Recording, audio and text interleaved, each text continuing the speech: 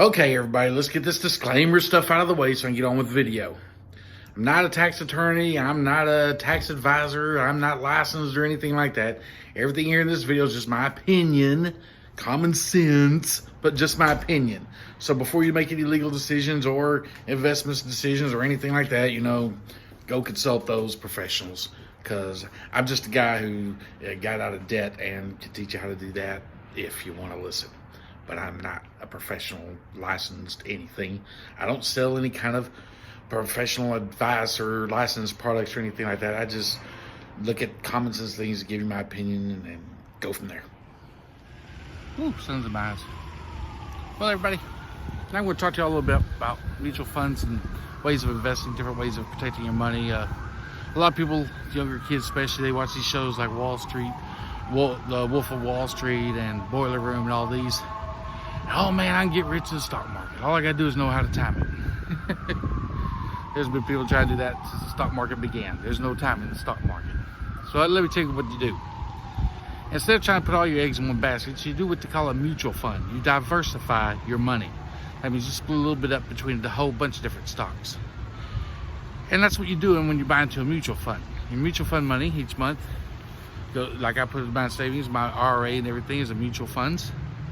And these mutual funds buy parts of different stocks. First, if I had a stock account, I could buy a share of something. With a mutual fund, you can use the same $50, buy a part of American Airlines, a part of Baylor Hospital, a part of AT&T, a part of Chevy or GM, a part of Ford. You buy all these different little bitty pieces, and as they go up and down, your values go up and down. And that's how you invest in mutual funds. Now, a lot of people are going to say and go, well, why do that when I could just pick one that's going to go up? Because if it crashes, you're going to lose your money. With a mutual fund, it doesn't really stop you from losing your money, but it greatly reduces the chances and how much you're going to lose. Now I hear a lot of people go, well, man, if I'd have just bought into Apple, or if I'd have just bought into Tesla, or if I'd have just bought into Netflix. Yeah, if you'd have bought into them when they first came out, then yes, you'd have made a lot of money. If you buy into them now, you're taking a heck of a chance on losing all of your savings or a lot of your money, investment money. Those companies are way overpriced right now. People go, but they're still going up, so they're not overpriced. And I can get in it now. That is true, but you got to keep a close watch on them, because no one knows when they're going to crash. But they are going to crash. And people, if you get into them now, you make a few dollars on each share, whatever. At the cost they are now, it's, you buy a share for $150, you make $1. Is it really worth it? And you got to pay tax on that dollar and everything. No, it's not. It's just not. Yeah, but if it goes up to $200, yeah, if it does, and it might. I can't say it will or won't. But I'm looking at the P&L statements, profit and loss statements, the ratio to debt of the company. I look at a whole lot of factors when I'm looking at different companies. And I'm here to tell you, those companies are overpriced humongously. And pretty soon, all these little 25-year-old, 30-year-old geniuses on Wall Street and other places that are handling your investment money is going to realize it. Or the worst part is if they don't realize it.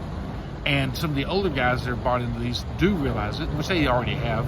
They're just riding the wave as long as they can. But they know how to study the Bollinger Bands and other things to know when it's fixed to crash. And when it does, you're going to get stuck holding the ball. I guarantee you, someone like Warren Buffett, which, by the way, he doesn't buy these kind of stocks because he already knows they're overpriced. So he doesn't have any of these stocks.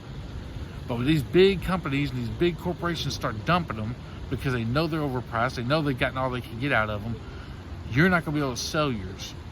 And you're going to be stuck, and you're going to end up holding the bag, and you're going to lose your money and your investment. That's as simple as it gets.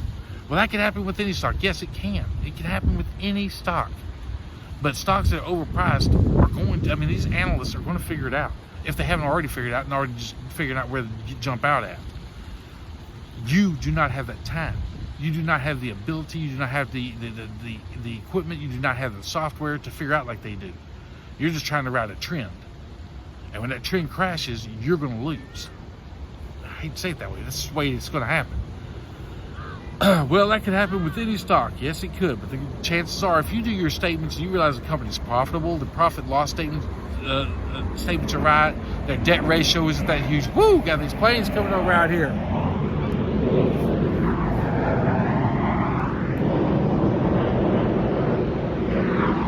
Anyway, if you realize that these profit and loss statements, and you read the company reports, and you go check on them and everything, and you do the analytics on them, you realize they're profitable, chances are they're going to stay in business. You know, they're not going to get dumped. Now, a lot of companies say, well, these companies are too large to get dumped. Yeah, GM did that, you know, but Tesla's not that big.